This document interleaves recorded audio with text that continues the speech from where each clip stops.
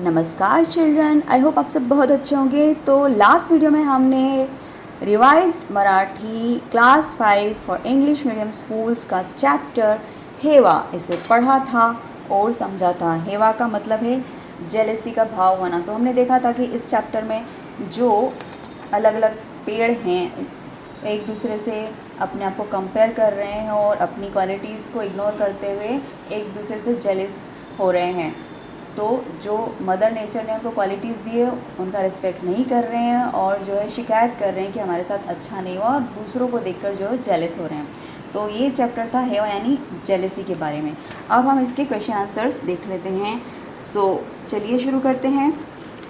पहला प्रश्न है, खालील प्रश्नांची थोडक्यात उत्तरे लिहा। Answer the questions in brief. First question is, माडाच्या झाडाला सागाच्या झाडाचा हेवा का वाटतो? माडा, तो इस प्रश्न का अर्थ ये है कि माडाच्या झाडाला यानी नारियल के पेड़ को सागाच्या झाडाचा, सागौन यानी टीक ट्री से जलन क्यों हो रही थी, उसको जेलसी क्यों हो रही थी? उत्तर होगा माडाच्या झाडाला सागाच्या झाडाचा हेवा वाटतो कारण सागाचे झाड खूप ताकतवर असते। ओके, तो जो नारियल का पेड़ था उसको टीक ट्री से इसलिए जलन हो रही थी क्योंकि जो सागौन यानी टीक ट्री होता है वो बहुत ही ताकतवर यानी पावरफुल होता है, उसमें बहुत स्ट्रेंथ होती है। सागाच्या लाकड़पासून दरवाजे, दारे, खिड़कियाँ, घरे बनवली जातात। तो जो सागौन का पेड़ होता है या टीक ट्री होता है उसकी लकड़ियों से या टीक वुड से जो है दरवाजे, खिड़कियाँ और घर बनाए जाते हैं। तर थोडीत उन्हाळ्यात पावसात हे झाड शाबूत रहते, चाहे गर्मी हो या बारिश हो या ठंड हो, इस पेड़ को कोई फ़र्क नहीं पड़ता क्योंकि वो बहुत मजबूत होता है और एज इट इज़ वो खड़ा रहता है, बहुत स्ट्रेंथ होती है उसमें। इसलिए तो उसकी इन क्वालिटीज़ की वजह से नारियल के पेड़ को टीक ट्री यानी सागौन के ट्री से जलन हो रही थी। नेक्स्ट क्वेश्चन इज, सागाच्या झाडाने आंब्याच्या झाडाचे कौतुक कसे केले? तो जो टीक ट्री था उसने आम के पेड़ की तारीफ किस तरह से की? तो उत्तर होगा सागाचे झाड आंब्याच्या झाडाकडे कौतुकाने पाहत म्हणाला। तो जो टीक ट्री था, वो सागौन का ट्री था, वो जो है आम के पेड़ को देखकर मतलब तारीफ करते हुए क्या बोला? भाऊ, किती गोड व रसभरीत फळे आहेत। गोड मतलब मीठे, तो तुम्हारे फल कितने मीठे और रस भरे हैं। तुझी सुगंधी व सुमधुर आहेत। तुम्हारे फल कितने सुगंधित हैं और मीठे हैं। और क्या बोलता है वो टीक ट्री मैंगो के पेड़ से? जगामध्ये तूच महान, इस पूरे जग में, इस पूरी दुनिया में तुम ही महान हो, तुम ग्रेट हो, ऐसा कह रहा है। तुझ्या फळांचा राजा म्हणतात। तुम्हारे जो मैंगो फ्रूट्स हैं उन्हें फलों का राजा कहा जाता है। ते उगाच नाही अशा प्रकारे सांगाचे। तो तुम्हारे फलों को फलों का राजा यानी मैंगोज़ को फलों का राजा इसलिए ऐसे ही नहीं कहा जाता है क्योंकि सुगंधित होते हैं, रस भरे होते हैं, मीठे होते हैं, इसलिए तुम्हारे जो मैंगोज़ होते हैं उन्हें फलों का राजा कहा जाता है। अशा प्रकारे सांगाचे झाडाने आंब्याच्या झाडाची कौतुक केले। तो इस तरह से जो है जो टीक ट्री था, सागौन का पेड़ था, उसने आम के पेड़ की तारीफ की। नेक्स्ट क्वेश्चन इज, तुझ्या पुढे मला माझी लाज वाटते असे कोण कोणाला म्हणाले का? तुम्हारे सामने मुझे शर्म आ रही है, ऐसा किसने कहा और किससे कहा और क्यों कहा? तो इसका उत्तर होगा सागाच्या झाडाने आंब्याच्या झाडाला उद्देशून म्हणाला। तो ऐसा कि मुझे तुम्हारे सामने शर्म आ रही है, ऐसा किसने कहा? ऐसा कहा सागौन के पेड़ ने यानी टीक ट्री ने आम के पेड़ से। क्यों कहा? कारण सागाच्या झाडाला ना सुगंध ना फळ कापड़ की संपला। तो जो सागौन का ट्री था, टीक ट्री था, वो ऐसा इसलिए बोल रहा था क्योंकि उसमें ना तो सुगंध है और न ही कोई फल है, बस उसमें लकड़ी है और अगर उन लकड़ी को काट दो तो फिर तो कुछ भी नहीं बचता उसमें, ऐसा सोच रहा है सागौन ट्री अपने बारे में। तो वो आम के पेड़ से कह रहा है कि मुझे तुम्हारे सामने शर्म आ रही है। और ऐसा उसने क्यों कहा, इसका रीज़न हमने अभी बताया। किती अन्याय आहे हा माझ्यावर, त्यामुळे मला माझी लाज वाटते। और मेरे साथ कितना अन्याय हुआ है, इसलिए मुझे जो है तुम्हारे सामने शर्म आ रही है। तो देखिए सागौन का ट्री अपनी क्वालिटीज़ को इग्नोर कर रहा है और वो आम के पेड़ से कह रहा है कि तुम्हारे सामने मुझे शर्म आ रही है। ठीक है। नाउ नेक्स्ट क्वेश्चन इज, मला गुलाबाच्या ताटवा बनवायला हवे होते असे आंबा का म्हणाला। तो जो मैंगो ट्री था वो बोल रहा है कि मुझे जो है गुलाब के पौधों की तरह होना चाहिए था। ऐसा क्यों कह रहा है मैंगो ट्री, इस क्वेश्चन का मतलब ये है। ना इसका उत्तर देखते हैं। आंब्याचे झाड स्वतःला दूषणे देत, यानी जो आम का पेड़ था खुद को दोष दे रहा था। म्हणाले की मी गुलाबाच्या ताट्या प्रणाले असायला पाहिले होते। तो कह रहा है कि काश मैं भी गुलाब के पौधों की तरह होता, गुलाब की क्यारियों की तरह होता, गुलाब के पौधों के बंच की तरह होता। सुंदर मनमोहक कलियाँ, सुंदर गुलाबाचे फूले। तो उसमें क्या होता है, गुलाब के फूल में सुंदर सुंदर कलियाँ होती हैं, यानी बर्ड्स होती हैं, और सुंदर सुंदर फूल होते हैं गुलाब के। गुलाब के फूल कितने सुंदर हैं, आप सभी ने देखे हैं। गुलाब हा फुलांचा राजा आहे, और गुलाब के फूलों को यानी रोज़ फ्लावर को फूलों का राजा कहा जाता है। फुलापासून अत्तर बनवले जाते, और गुलाब के फूलों से जो है अत्तर यानी परफ्यूम या सेंट बनाया जाता है। म्हणून आंब्याला वाटते की मी गुलाबाच्या तारण प्रमाणे का नहीं। तो ये सब देखकर, गुलाब की क्वालिटीज़ देखकर, रोज़ की क्वालिटीज़ देखकर, रोज़ के प्लांट की क्वालिटीज़ देखकर मैंगो कह रहा है कि मैं गुलाब के पौधे जैसा क्यों नहीं हूँ, मुझे भी गुलाब के पौधे की तरह होना चाहिए था, क्योंकि उसमें सुंदर सुंदर फ्लावर्स हैं, सुंदर सुंदर बर्ड्स हैं, उसमें बहुत अच्छी खुशबू है, और उसके फ्लावर से सेंट बनाया जाता है। तो ये सारी क्वालिटीज़ मुझ में भी होना चाहिए। तो ये इसलिए कह रहा है आम का पेड़ गुलाब के पेड़ से कि मुझे भी, सॉरी गुलाब के पौधे से, कि मुझे भी गुलाब की तरह सुंदर होना चाहिए था।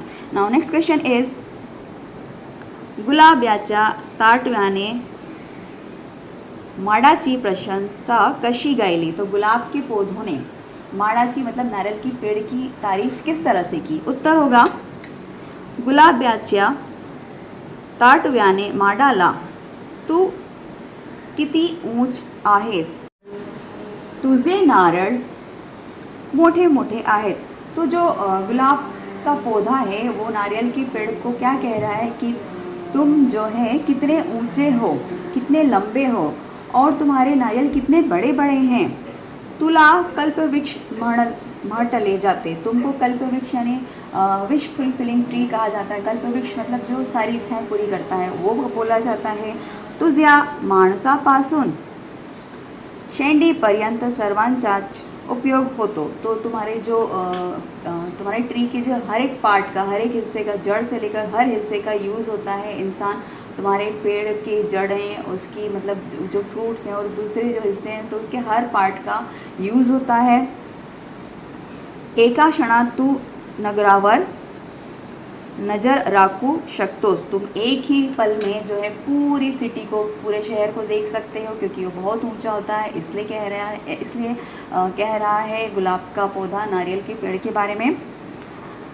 पक्षी घरटी बांधतात, और तुम्हारे शाखों पर, तुम्हारी ब्रांचेस पर पक्षी यानी बर्ड्स जो है वो अपना घोंसला बनाते हैं, नेस्ट बनाते हैं। अशा प्रकारे माडाची प्रशंसा केली, इस तरह से उस गुलाब के पौधे ने नारियल के पेड़ की प्रशंसा की।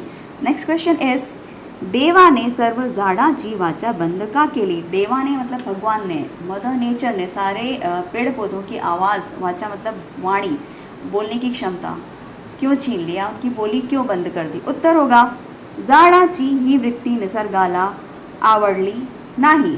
तो झाडाची ही वृत्ति मतलब पेड़ पौधों की ये इंटेंशन, उनकी शिकायत जो है मदर नेचर को पसंद नहीं आई। कौन सा इंटेंशन, कौन सी शिकायत, वो आपस में एक दूसरे से जेलस हो रहे थे और अपनी खूबियों को, अपनी क्वालिटीज़ को इग्नोर कर रहे थे और शिकायत कर रहे थे कि हम में तो कोई अच्छा ही नहीं है। तो ये चीज़ मदर नेचर को पसंद नहीं आई। मिळालेल्या गुणांचा मान न ठेवता, गौरव न करता, तो उनको मिले हुए जो गुण थे, गुण मतलब अच्छी क्वालिटीज़ थी, उनका वो सम्मान नहीं कर रहे थे, रिस्पेक्ट नहीं कर रहे थे. फक्त तक्रारच करणाऱ्या झाडांची वाचा निसर्गाने बंद केली. ओके, सॉरी, यहाँ पर बंधु लिखा हुआ गलती से, बंद केली. तो इसलिए वो जो है आपस में अपनी क्वालिटीज़ का रिस्पेक्ट नहीं कर रहे थे पेड़ पौधे, और एक दूसरे से शिकायत कर रहे थे कि हम में अच्छी क्वालिटी नहीं है, मुझसे बेटर तो तुम हो. तो जेलेसी की फीलिंग थी उनके अंदर, और वो अपनी क्वालिटीज़ से खुश नहीं थे, अपनी क्वालिटीज़ का रिस्पेक्ट नहीं कर रहे थे. इसलिए मदर नेचर ने उनकी बोली बंद कर दी, यानी उनकी बोलने की क्षमता ख़त्म कर दी. नाउ नेक्स्ट क्वेश्चन इज़, एका वाक्यात उत्तरे लिहा. Answer the questions in one sentence. So first question is, झाडाची कोणती वृत्ती देवाला आवडली नाही. पेड़ पौधों की कौन सी वृत्ति या कौन सा इंटेंशन जो देवता यानी मदर नेचर को पसंद नहीं आई. उत्तर होगा, झाडाची तक्रार करण्याची वृत्ति देवाला आवडली नाही. तो पेड़ पौधों की जो शिकायत करने की जो इंटेंशन थी, या जो उनका शिकायत करने का स्वभाव था, या जो बातें थी, वो मदर नेचर को पसंद नहीं आया.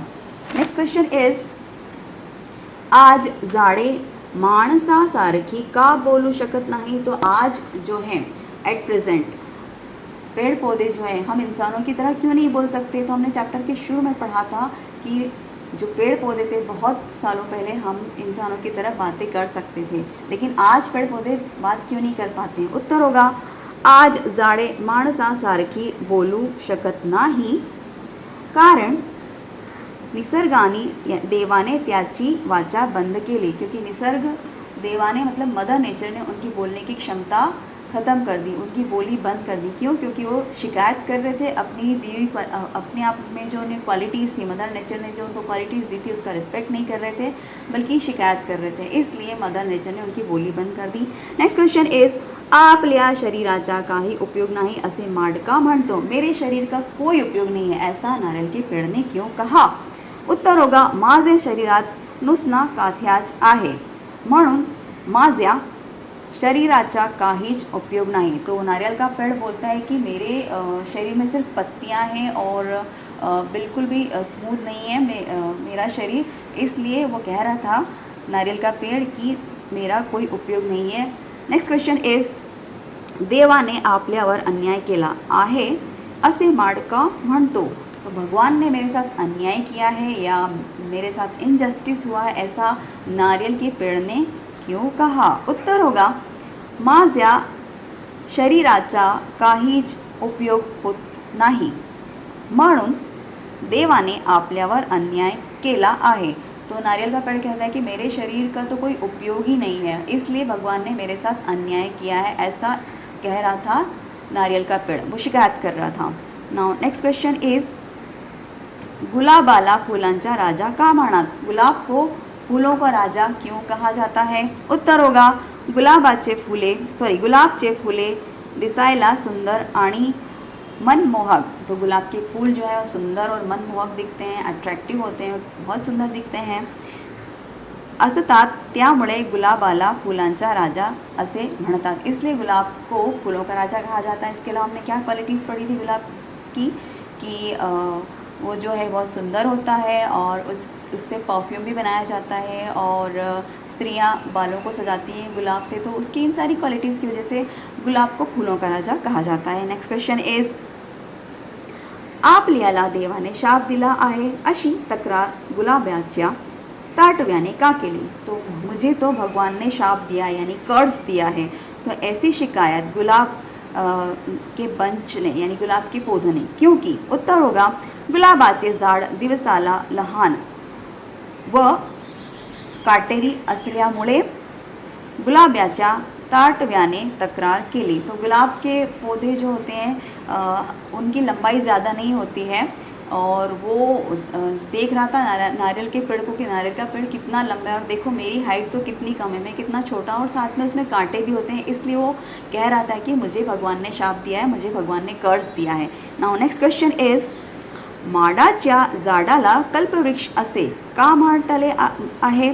तो नारियल के पेड़ को नारियल का पेड़ कल्पवृक्ष यानी कि नारियल के पेड़ को विश फिलिंग ट्री क्यों कहा जाता है. इच्छा पूरी करने वाला ट्री या पेड़ क्यों कहा जाता है? उत्तर होगा नारळ याच्या प्रत्येक भागाचा उपयोग विविध प्रकारे ये तो नारियल के प्रत्येक भाग का, उसकी हर एक पार्ट का यूज़ होता है अलग अलग तरह से। जैसे उसकी पत्तियां जो है कई लोग एक हट वगैरह बनाने में यूज़ करते हैं, उसके नारियल के पानी को पिया जाता है, सूखा नारियल भी जो है यूज़ होता है। तो उसके हर पार्ट का हर एक हिस्से का यूज़ होता है, इसलिए उसे सर्व इच्छा पूर्ण करू शकणारी यानी उसको सारी इच्छाएं पूरी करने वाला विश फिलिंग ट्री या कल्पतरू कहा जाता है। असे म्हणून तिला कल्पवृक्ष म्हणतात, इसलिए उसको कल्पवृक्ष कहते हैं। उसकी इन क्वालिटीज़ की वजह से कि उसके हर एक पार्ट का यूज़ होता है, इसलिए उसको कल्पवृक्ष या विश फिलिंग ट्री कहते हैं। नाउ नेक्स्ट क्वेश्चन इज खालील वाक्य पाठाच्या आधारे पूर्ण करा, fill in the blanks with proper words from lesson. तो इस लेसन के आधार पर खाली शब्दों को भरिए, यानी कि fill in the blanks with appropriate words from lesson. Okay, now first is सागाच्या झाडाला आपल्या मुळीच कल्पना नहोती। तो सागाच्या झाडाला मतलब जो टीक का पेड़ था, सागौन वृक्ष था, उसको यहाँ पर आएगा चांगुल पणाची, उसको अपने अच्छाइयों की, अपने अच्छे गुणों की मुळीच कल्पना नहोती, वो अपने अच्छे गुणों को इमेजिन ही नहीं कर पा रहा था, अपनी अच्छाइयों को इमेजिन ही नहीं कर पा रहा। तो यहाँ पर आएगा चांगुलपणाची। नेक्स्ट इज आंब्याच्या फळाला फलांचा म्हणतात। तो क्या आएगा यहाँ पर? राजा। तो आम के फलों को फलों का राजा कहते हैं। नाउ नेक्स्ट इज तुझ्या फुलापासून ही बनवितात। तुम्हारे फूलों से क्या बनता है? अत्तर। ये लेसन में आया था, यानी इत्र बनता है, सेंट या परफ्यूम बनता है। नेक्स्ट इज तू कसा ऊंच ऊंच वाढला आहेस, तुझी गगनाला गवसणी घालणारी ऊंची। तो वो जो गुलाब का पौधा है वो नारियल ट्री से कह रहा है कि तुम जो है इतने ऊंचे ऊंचे लंबे लंबे कैसे बढ़ गए, और तुम जो है गगन को छूते हुए, आसमान को छूते हुए सारी चीज़ें देख सकते हो। तो फिर से देखते हैं, तू कसा ऊंच ऊंच वाढला आहेस, तुझी गगनाला गवसणी घालणारी ऊंची। तो तुम इतने ऊंचे ऊंचे कैसे बढ़ गए, और तुम्हारी जो लंबी लंबी पत्तियां हैं वो आकाश में लहराती हुई झूमती हैं। नाउ नेक्स्ट इज तुझ्या नारळात, यहाँ पर आएगा पानी कोठून येते। तो यहाँ पर आएगा सुमधुर। तुम्हारे जो नारियल है उसमें सुमधुर यानी इतना मीठा पानी किसने भरा या कैसे आया। ये सारे वर्ड्स लेसन से हमने लिए हैं। तो इस तरह से हमारी ये एक्सरसाइज पूरी हुई। नेक्स्ट इज कोण कोणास म्हणाले, हु सेड टू होम। तो पहला देखते हैं, मी नुसता ऊंच ऊंच ताडकासारखा वाढला आहे। मैं तो बस ऐसे ही ऊंचा ऊंचा ताड़ के पेड़ की तरह बस ऊंचा ऊंचा बढ़ गया हूँ। ये किसने कहा? ये कहा माडाचे झाड सागाच्या झाडाला म्हणाला। तो ये कहा नारियल के पेड़ ने सागौन के पेड़ से, टीक ट्री से। नेक्स्ट इज तुझ्या फळाला फळांचा राजा म्हणतात, ते का उगाच। तुम्हारे फलों को फलों का राजा कहा जाता है, तो ऐसे ही नहीं कहा जाता। ये किसने कहा था? ये कहा था सागौन यानी टीक ट्री ने आंब्याच्या झाडाला म्हणाला। तो सागाचे झाड आंब्याच्या झाडाला म्हणाला, यानी कि सागौन ट्री यानी टीक ट्री आम के झाड़ से, आम के पेड़ से बोला। थर्ड इज किती अन्याय केला आहे देवाने माझ्यावर, भगवान ने मेरे साथ कितना अन्याय किया है या मेरे साथ कितना इनजस्टिस किया। ये किसने कहा था? किससे? तो उत्तर होगा सागाचे झाड आंब्याच्या झाडाला म्हणाला, यानी सागौन यानी टीक ट्री ने आम के पेड़ से कहा। क्या कहा? कि मेरे साथ भगवान ने कितना अन्याय किया है। नाउ नेक्स्ट इज मला कोणी असा शाप का दिला। तो मुझे किसी ने ऐसा शाप या कर्ज क्यों दिया। तो ये किसने कहा? ये कहा गुलाबाचे झाड माडच्या झाडाला म्हणाला। गुलाब के पौधे ने नारियल के पेड़ से कहा। नाउ नेक्स्ट सेंटेंस इज नाही तर मी काटेरी जुडूप। तो इसका मतलब है कि नहीं तो मैं तो सिर्फ एक कांटेदार झाड़ी हूँ। झाड़ी मतलब छोटा पौधा या छोटा पेड़।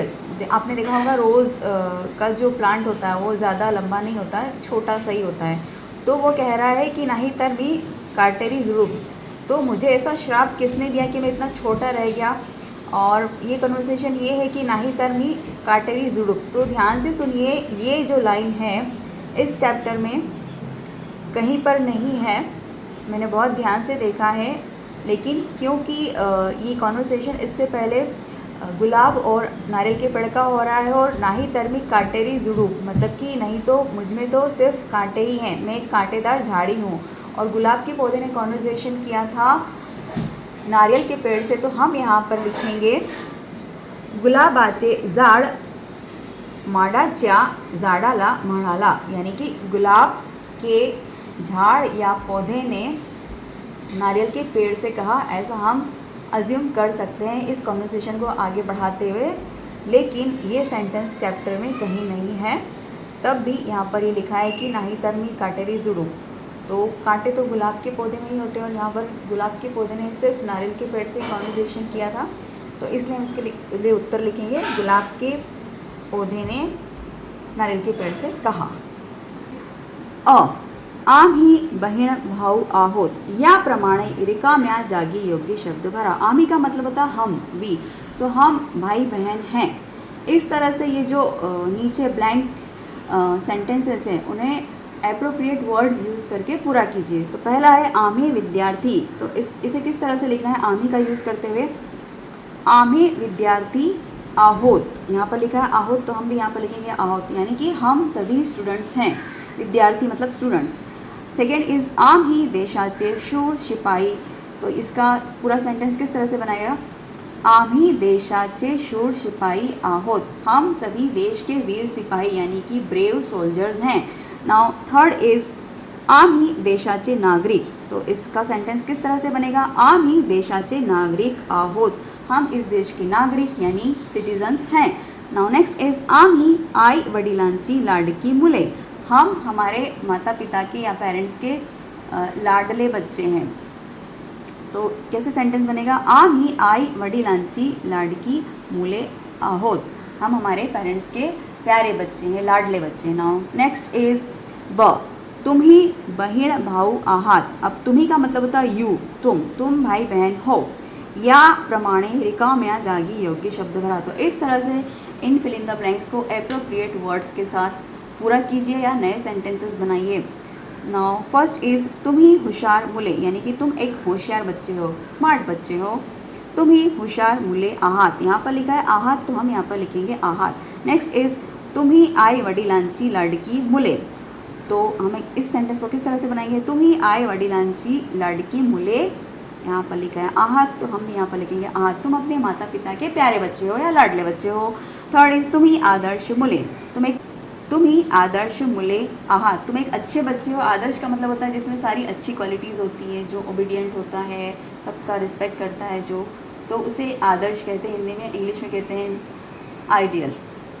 तो तुम आदर्श बच्चे हो, तुम्ही आदर्श मुले आहात। नाउ नेक्स्ट इज खालील वाक्यात रिकाम्या जागी मी, आम्ही, तू, तुम्ही यापैकी योग्य शब्द भरा। तो आपको जहाँ पर जो एप्रोप्रिएट वर्ड आता है, जैसे कि मी मतलब कि मैं, आम्ही मतलब कि हम, तू मतलब कि तुम, तुम्ही मतलब कि मोर देन 2 पीपल, तो इस तरह से जहाँ पर जो एप्रोप्रिएट वर्ड आता है वहाँ पर उस वर्ड को लिखना है। सो फर्स्ट इज़ मुला आजारी दिसतोत, मुला मतलब बच्चे, एक बच्चे की बात हो रही है यहाँ पर, तो यहाँ पर आएगा मुला तू आजारी दिसतोस, बच्चे तुम बीमार दिख रहे हो या लग रहे हो। सेकेंड इज़ मुलानो मला फार आवडता, मुलानो तुम्ही मतलब बच्चों तुम मुझे अच्छे लगते हो, यहाँ पर एक से ज़्यादा बच्चों की बात हो रही है।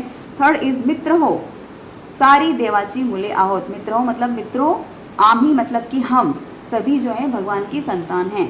फोर्थ इज़ मुलानो लवकर उठून अभ्यासाला बसा, तो बच्चों यहाँ पर आएगा तुम ही लवकर उठून अभ्यासाला बसा, तुम जल्दी उठकर अभ्यास करने के लिए बैठो यानी स्टडी करने के लिए बैठो, तो यहाँ पर आएगा तुम ही यानी कि तुम, मोर देन 1 किड, बहुत सारे बच्चे। नाउ फिफ्थ इज विजय असा घाबरलेला का दिसतो, तो यहाँ पर विजय यानी सिर्फ एक पर्सन की बात हो रही, तो यहाँ पर आएगा तू, विजय तुम इस तरह से घबराए हुए क्यों दिख रहे हो। नेक्स्ट इज मुलानो नियमितपणे अभ्यास करता म्हणून परीक्षेत पास होता, तो यहाँ पर आएगा तुम्ही, तो बच्चों को एड्रेस करते हुए बोला जा रहा है कि अगर तुम अच्छे से रेगुलरली स्टडी करोगे, अभ्यास करोगे, तो तुम परीक्षा में पास हो गए, या नियमित स्टडी करने से, रेगुलर अभ्यास करने से परीक्षा में पास होते हैं। नेक्स्ट इज मुलानो जैसे बोलता तसे करून दाखवले। मुलानो मतलब बच्चों, तुमने जैसा बोला वैसा कर दिखाया, तो यहाँ पर आएगा तुम ही। आई होप आपको ये समझ में आ गया होगा डिफरेंस। तू मतलब कि सिर्फ एक इंसान के लिए, मी मतलब कि मैं, आम ही मतलब कि हम यानी वी, और तुम ही मतलब मोर देन 2 पीपल। तो इस तरह से हमने ये एक्सरसाइज भी पूरी कर ली और इस चैप्टर को भी पूरा कर लिया। आई होप आपको अच्छे से क्वेश्चन आंसर्स और बुक एक्सरसाइजेस समझ में आई होंगी। Thank you for watching.